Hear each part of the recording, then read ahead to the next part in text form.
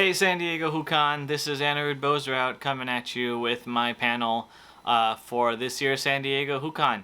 I know it's been a little scary and hectic out there in the world today in the year 2020, and I promise you I'm feeling the exact same way, but I'm hoping that this Who convention that we have going like we do every year will help you guys kind of alleviate that fear for at least a little bit.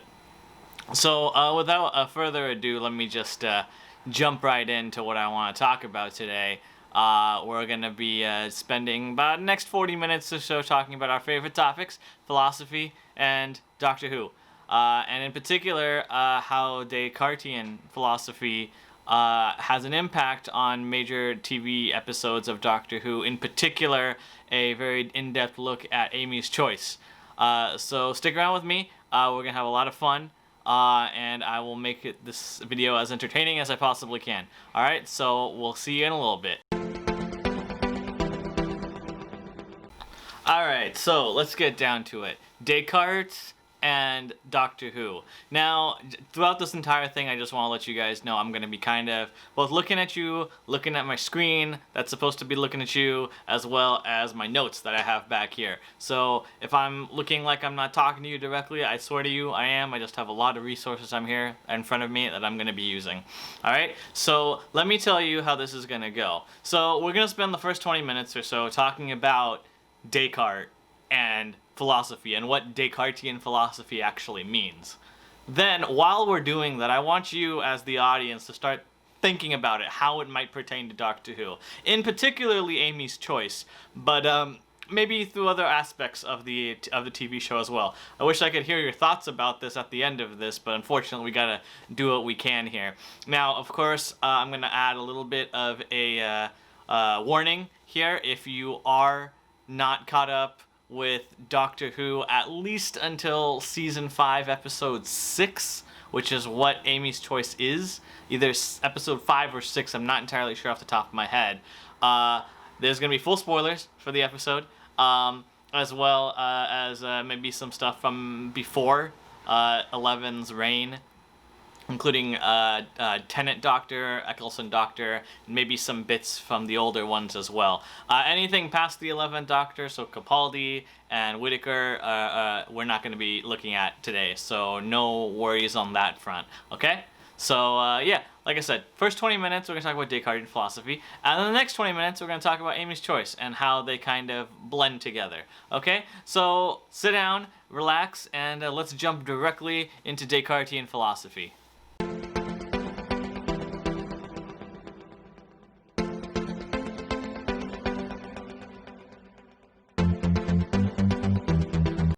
Alright, so René Descartes. He is a famous French philosopher from the early 17th century. He is essentially considered, at least by most modern philosophers, as one of the fathers of modern philosophy. His mode of thinking paved the way for what eventually modern philosophers ended up calling epistemology, or what is defined as the branch of philosophy concerned with the nature and scope of human knowledge. I know, it's a big definition, but let me break it down for you. This branch of philosophy essentially just focuses on questions like, what is knowledge? Or, what can we know? Or, how can we know what we know? I know, it's a little crazy, but, I mean, most philosophy is, and most philosophers are. Not saying that I'm crazy, but that's a topic for another time. Anyway, and he basically laid out the very foundation of this enormous school of philosophy, which eventually became known as Cartesian philosophy. So it's not Descartesian philosophy, it's Cartesian philosophy. It works both ways. Cartesian philosophy is also familiar to a typical mathematical concept called like Cartesian products. Cartesian products were also named after René Descartes, whose formulation of analytic geometry gave rise to this concept of Cartesian production. I just want to reiterate that because Descartes in particular, he wasn't a skeptic for skeptic's sake. He was a rationalist. He wanted to have a rational explanation for everything. And when he realized he needed to have a rational explanation for everything, the only way to figure out or to get started on having a rational explanation for everything was to was to be a skeptic about everything. So eventually, when he disproves his skepticism, it becomes a rational thought and it makes more sense in his mathematical brain. Descartes was a very popular mathematician. He studied in a very famous Jesuit school from an early age, studying things like astronomy, physics, chemistry, biology, philosophy, religion, all that stuff. So he was a very educated individual. In order for success in this field of philosophy, I want you to think about this for a second. You have to come into the discussion with a level of skepticism, meaning you as the audience, as well as me as the person talking to you about skepticism, is you would identify as someone who questions whether anything can be known with certainty, and Descartes was the epitome of this idea. So as he grew up, he realized that many of the beliefs that he used to hold were false. Say, for example, in our modern version of this, Santa Claus, or that money does not in fact buy happiness. So learning these truths, knowing that Santa Claus isn't real, or maybe he is, I'm not entirely sure, but from my point of view, Santa Claus is not real, or money does in fact not buy happiness. Learning these truths are all a part of growing up. And so Descartes understood that when he believed those things, he did not realize they were false. Think about it. Go back in time to when you were a child, and you think about how you believed in Santa Claus. You believed, right? Santa Claus was in fact real. And because at that point in time you believed Santa Claus was real. So as he grows older and he discovers that Santa Claus isn't real, he realizes, well, if things like Santa Claus isn't real from when I was a kid is false or just not realistic, how do I know that everything that I'm thinking of right now is also false? How would I know if my beliefs are true? So for example, think about something you as an adult would have in your brain right now. For example, knowing that taxes are due on like April 14th or whatever. I don't know the exact date. April 14th. What if that is an idea that you just believe to be true just because you were told that growing up, or told that as you got older as an adult, and then tomorrow some guy in government or someone says, actually taxes are not due on April 14th anymore, they have always been due on April 10th or April 18th, and we told people that it was due on April 14th just so they would get their taxes done. So this began Descartes' exceptionally long task of disbelieving everything and only believing things that he knew without a doubt to be true.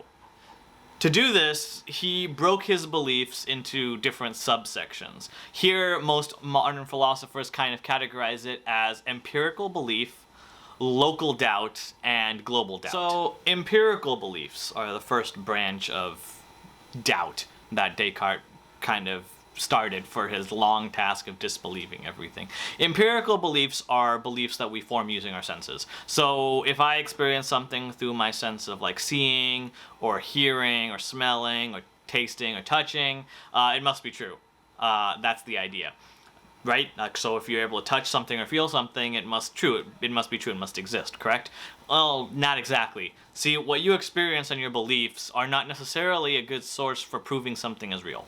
Let me give you an example. For example, drinking cold water after a hot day of being outside has a different sense for you to experience than drinking cold water on a very cold day. In both instances, the water could be exactly 50 degrees Fahrenheit or 10 degrees Celsius, but you might not welcome 50 degree Fahrenheit water during 20 degree Fahrenheit weather. So you cannot trust your senses.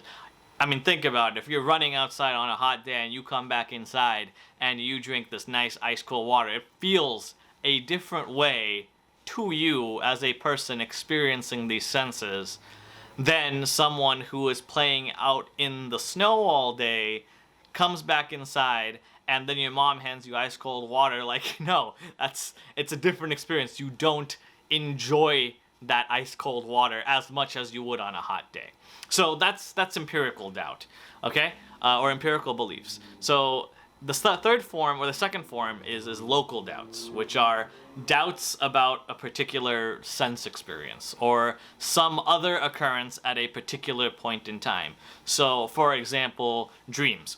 While you are dreaming, while you are in a dream, in that very moment, you are quite possibly in an unbelievable scenario. You know, typical dreams involve, like, you know, flying over the ocean or having superpowers or something like that.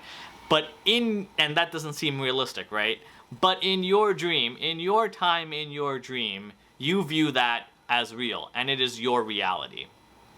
Eventually, your sleep cycle ends by the cruel sound of your alarm, and that is when you realize that you were in fact experiencing a dream. That realization of, oh, I was just fighting a giant Tin Man with my superpowered fists in my dream, which at that time I believed was awesome and was really cool, but you know, the alarm went off, I'm awake now, that was a dream, this is reality. That moment, that realization, is categorized under the umbrella known as local doubt. So remember, we got empirical beliefs and local doubt. Third, we got the global doubt, and that is taking the theory of local doubt and putting it on a global scale, meaning that everything you believe is a deception. Everything you see, experience is a deception. What if everyone was experiencing the same false reality from birth until death? It is also the backbone of a very popular theory in the world nowadays, of that we are all living in a very advanced simulation, and everything you experience from your senses of the empirical to the dreams in the local are due to some great creator implanting all of these false memories and thoughts in your brain. So, knowing these three categories of doubt, of empirical belief, local doubt, and global doubt, Descartes was able to start thinking about how to conceptualize what is real and what is not. Now, Descartes was a good Catholic, so he refused to believe that God, the great creator, the benevolent God, he who he worships, would not do something so terrible such as implanting these false ideas on a global scale. So the idea of global doubt, he did not believe that God would do this. So, in order to counteract that, in order to help him discover what is true and what is real, what is true and what is not real, he comes up with the idea of the evil demon.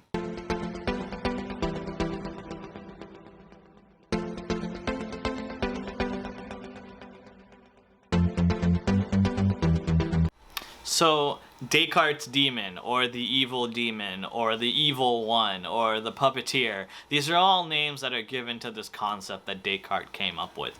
Now, like I said previously, the idea that God, his God as a Catholic, who would implant all of these false ideas and memories, seemed wrong to him. So he came up with this concept. Here's a line directly from one of his works. He quotes, "This being is a being of utmost power and cunning, and has employed all of his energies in order to deceive me.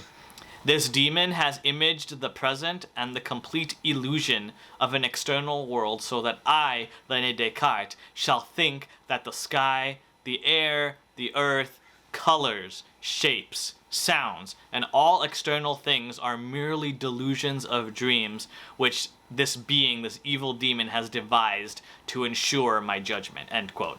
Now, Descartes didn't actually believe there was this evil demon, or didn't believe in this being's existence. I mean, at this point, he also realized that there was no way for him to rule out that this demon doesn't exist. So, as long as this demon is possible, then we are stuck in what he classified as a radical skepticism, meaning that we would never know the truth. Now, Descartes at this point was kind of on his last legs. He was losing hope, he was feeling despair, and he realized that he cannot win when he had his world-renowned aha moment. Now, Descartes has cause to doubt everything, except the fact that he was doubting. Think about that. He was 100% sure that he was doubting. And if he was doubting, then that must mean he exists. If not as a human, but as what he described as a thinking thing. Be it a jar in a brain, or to put it in modern terms, as a USB flash drive in some omnipotent supercomputer. Descartes argues that thought and reason are the essence of humanity, because while one cannot be sure of any other part of existence, one can always be certain that he has thoughts and reason. Think about that. And for those thoughts to exist, there must be a source to do the thinking. So, I mean, you could be a sentient pile of hay, or you could be like this very fancy bottle of hand sanitizer that we all have in our houses now. Like, if it doesn't matter what your human body is. The human body is a myth. That's a legend. It doesn't matter. What I do know, I put myself in Descartes' shoes right now. What I do know is that even though I'm maybe like a sentient hand sanitizer bottle or a pile of hay, I am thinking, which means I am something that thinks. Whatever that thing is, I don't know, but I can think about it, and therefore I must exist in some way, shape, or form.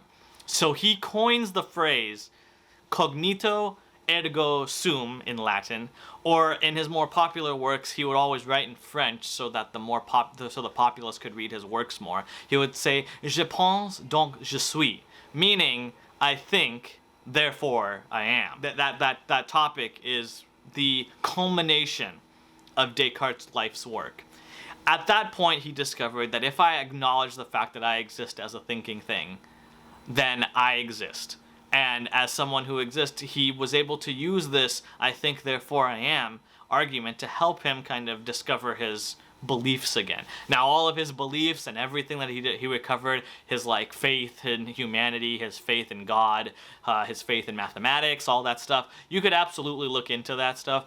Or you could take a philosophy class, or you could listen to me and talk to me, or ask me questions. I'll talk your ear off about it. You could watch my YouTube channel, which I'll ping at the end of this, and you could have some more questions there as well. But that is kind of where we end with Descartes. Now, it's a lot of information. I gave you a breakdown of Cartesian philosophy and thinking. Now, it's time to put that all into Amy's choice. No. Yes. Sorry. What? Oh, you're okay. Oh, thank God. I had a terrible nightmare about you two. That was scary. All right, Doctor Who, Amy's choice. Let's get down to it. Enough philosophy lecture. Let's talk about how everything I just word vomited on you connects to Amy's choice. Now, I'm gonna reference one of my favorite books here. I will put information on this book in the video as well, or you could look it up online anytime you want. But the one that I'm referencing is really hard to see, I guess, upside down. It's called More Doctor Who and Philosophy, Regeneration Time. This is essentially a sequel to a series that is dedicated to Doctor Who and philosophy. The idea of Descartesian philosophy and Amy's choice actually comes out of an essay in this book, and I figured I'd break it down and kind of put my own spin to it. So I want to read a passage from this book, and I want you to listen here real quick. In Amy's choice, the doctor's instruction to doubt everything is an echo of a question that has haunted philosophers for thousands of years. Is the external world what we perceive it to be? This skepticism, including the suspicion that we might not be able to distinguish dreams from reality, there's that local doubt and empirical belief system that we talked about earlier, dates back to antiquity. But it was particularly French philosopher René Descartes who in the 17th century became famous for his methodology of doubt. So, Amy's choice. I'm sure while I was talking about Cartesian philosophy, you got some parallels, okay? We talked about the evil demon. We talked about how there's this being that knows all, sees all, and is doing everything they can to test your limits, to test your credulity, as René Descartes would say. Now, in Amy's choice, this comes in the form of, that's right, the Dream Lord. The crazy, weird, short, maybe shadow version of the Doctor, bow tie and all, who sets up this scenario, these scenarios where Amy, Rory, and the Doctor are forced to decide between one of two worlds on what is real and what is a reality. Everything's off. Sensors core power, we're drifting. The scanner's down, so we can't even see out. We could be anywhere. Someone, something is overriding my controls. Well, that took a while. Honestly, I'd heard such good things. Last of the Time Lords, the oncoming storm, him in a bow tie. How did you get into my TARDIS? What are you? What should we call me? Well, if you're the Time Lord, let's call me the Dream Lord. So we got Ledworth on one hand, where everything is fine and dandy. Amy swallowed a planet. Rory's a doctor, like a proper doctor. He's got an 80s ponytail. They've been living a nice, happy, quiet life here in Ledworth. It's been 5 years since the Doctor and their adventures. And in the other end, we have Amy and Rory and the Doctor in present day, dealing with something happening in the TARDIS, being trapped in the TARDIS, and the TARDIS becoming very, very cold over a very short period of time. Now, eventually, the Dream Lord shows up in his fancy jacket and everything, and says, you have two choices.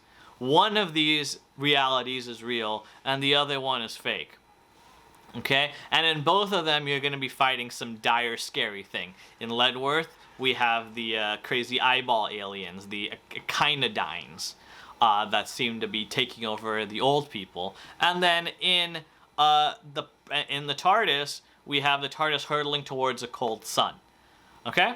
So, in this situation, we see in the episode the questioning of reality, as I mentioned in Descartes, how he started believing, or he started disbelieving everything he thought.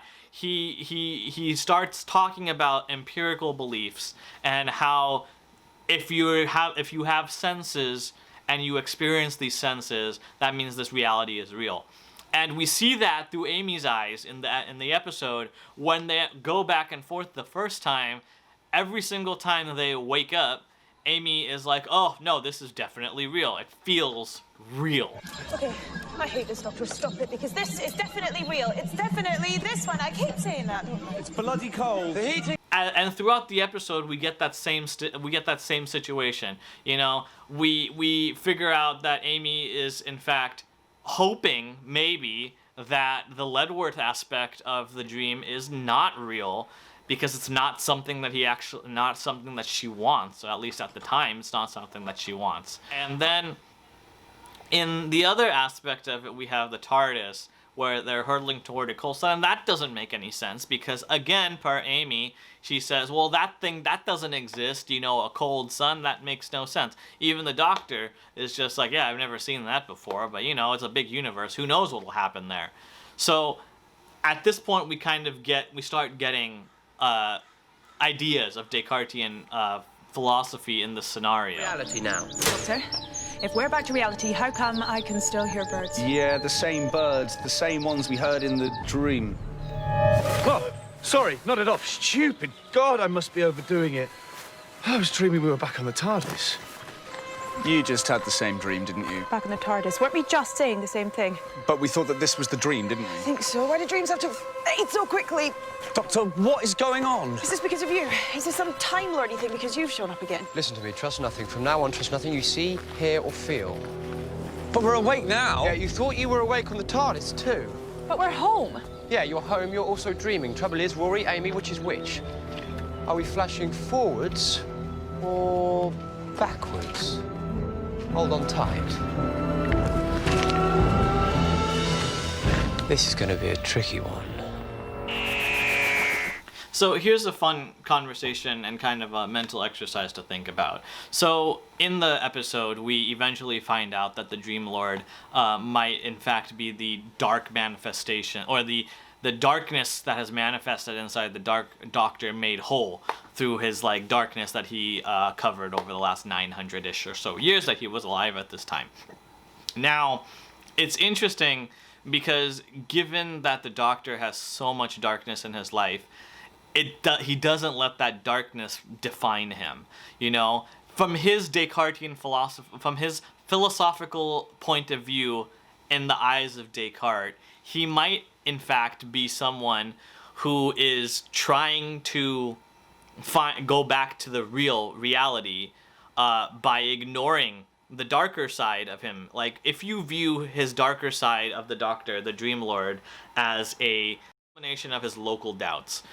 So, like I said before, local doubts are dreams. While you're in the dream, in that very moment, you are quite possibly in an unbelievable scenario.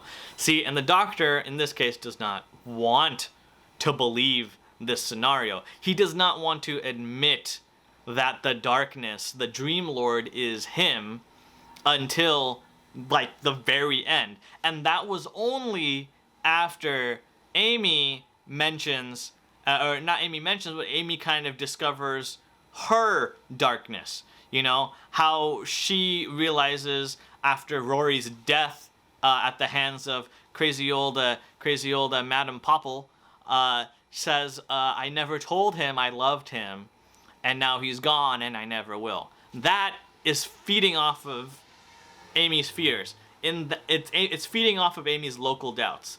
Dreams, in the form of local doubts, doesn't necessarily have to be dreams. They can also be nightmares. It doesn't matter. It takes this shock for Amy to choose and just flat out reject this reality and say, this isn't the real one because Rory's not here. This is the dream. Definitely this one. If we die here, we wake up, yeah? Unless we just die. Either way, this is my only chance of seeing him again. This is the dream. How do you know? Because if this is real life, I don't want it. I don't want it. She once again chooses her reality based on these empirical beliefs, of like feeling this passion, this love.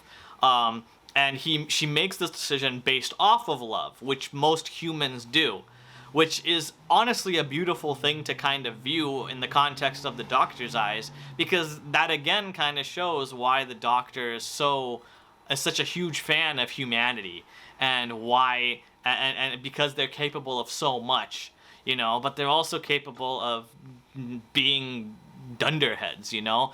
You think there was a part of the Doctor that was like basically kind of urging Amy to say, you know, stop treating Rory like crap, you know? He's someone who cares about you, and he's someone who cares about you, and you should marry this person, and you are going to marry this person. The conversation continues on when Amy and Rory are separated from the Doctor, when they're looking for clothes inside the TARDIS, and every single time Rory is talking about how, you know, this nightmare is not really a nightmare, his aspect of Ledworth, because in Ledworth, he's everything that his empirical beliefs and his local doubts want him to believe. I want the other life. You know, where we're happy and settled and about to have a baby. But don't you wonder, if that life is real, then why would we give up all this? Why would anyone? Because we're going to freeze to death? The Doctor will fix it. Okay. Because... In Ledworth, Rory is a respected doctor. In, again, competition with the actual Doctor. You know, in Ledworth, he loved being the important person in context with the old people, and loved that all of the old people referred to the Doctor as a junior doctor studying under Rory's tutelage. You know, for Rory, it wasn't that bad. But for Amy, I mean, you could assume that it could be kind of a nightmare for her, because she's always wanted to go on this adventure and be with the Doctor. You know, she even says in the episode, you know, our wedding day is tomorrow, and it can be tomorrow for as long as we want because it's a time machine. To which Rory responds, we have to grow up sometime. And then Amy responds back saying, yeah, not if I have anything to say about it, or something along those lines. Because we're gonna get married. Yeah? We can still get married someday. You don't want to anymore. I thought you'd chosen me, not him. You are always so insecure. You ran off with another man? Not in that way. It was the night before our wedding. We're in a time machine. It could be the night before our wedding for as long as we want. We have to grow up eventually. Says who? So, it's what I want to think about in this situation is going, even though the Dream Lord, which we eventually learn as the evil side of the Doctor, what are these realities based off of? Is it based off of Amy's fears and beliefs, or is it based off of Rory's fears and beliefs, or is it based off of the Doctor's fears and beliefs? You know, it's a really hard question, and for me, I personally think that it was Amy's fears and beliefs, because in one version of reality, Amy is super upset that the Doctor isn't there anymore and they're living in this simple life as like in Ledworth and all that sort of thing. And in the other life, you know, she just, in my opinion, her body language just says she's happier, or she likes that like adrenaline shot of like being in the TARDIS. And even though they're about to crash into this cold sun and struggling for life, you know, this is something that she loves to do. Okay, and it's obviously evident throughout the rest of the episodes, throughout the rest of the season, until eventually, you know, she grows up and is like, you know, I want to get married, I want to settle down. And then even after that, after they're married, we go to season 6 and they're still together and they're married and they're going on adventures on the TARDIS. So it's really hard for me to determine what I think the who the main purpose of these hallucinations, these realities are for. I mean, obviously, in the end, I guess it's kind of obvious. The name of the episode is Amy's Choice. Those words are used twice in full sentences by the villains both times. And I say villains because we have the Dream Lord who said that, and then we have the Doctor who said that at the end. Same person. The dichotomy and the juxtaposition right there is its own thing. And I'm not a film analyst. I'm going about this kind of explaining how Descartesian or how Cartesian philosophy can really be shown in this episode. Okay? Descartes believed, or eventually re-believed in everything that he once lost faith in through thinking about who he is as a person, how he is something that exists. And at the end of the episode, we see Amy kind of confessing to Rory, who's like, how did you know that Ledworth was fake? And Amy says, I didn't. And then we have like really adorable hugging, kissing scene, and it's wonderful. Amy, right now a question is about to occur to Rory, and seeing as the answer is about to change his life, I think you should give him your full attention. Yeah, actually, yeah. There it is. Because what I don't get is, you blew up the TARDIS, that stopped that dream, but what stopped the Ledworth dream? We crashed the camper van. Oh, right. I don't remember that bit. No, you weren't there. You were already Already what? dead. You died in that dream Mrs. Pocket got you. Okay. But how do you know it was a dream? Before you crashed the van? How do you know you wouldn't just die? I didn't. Oh. Yeah. Oh. Yeah.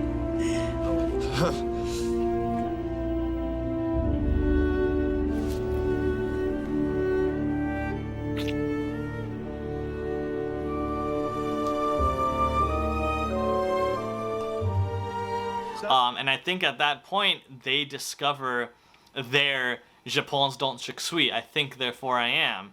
And in my opinion, I think it kind of like, this is a good episode for Amy in particular, who at that point, up until that point, didn't really take her relationship with Rory as seriously as she should have. You know, you see in Vampires in Venice, the first episode, that Rory comes along and Amy is not too thrilled about that. It seemed like the same kind of scenario or the same kind of chemistry that she had when she traveled only with the Doctor a few episodes back. So I don't know. There's a lot to unfold here. I'm leaving you with this conversation because there is a lot to kind of unravel based on Descartesian philosophy and based on Amy's choice. You know, one would also argue that the Doctor, aka the Dream Lord, put this reality in place, put this test in place on purpose, whether it be consciously or subconsciously, to show and make Amy realize how much she should care about Rory. You know, there's other episodes down the road with the 11th Doctor that does just that. You know, Vampires of Venice in particular, the Doctor brings Rory on board because they need couple time before they're married. It's supposed to be a vacation in Venice. Of course, it didn't really turn out that way, but that was the original purpose.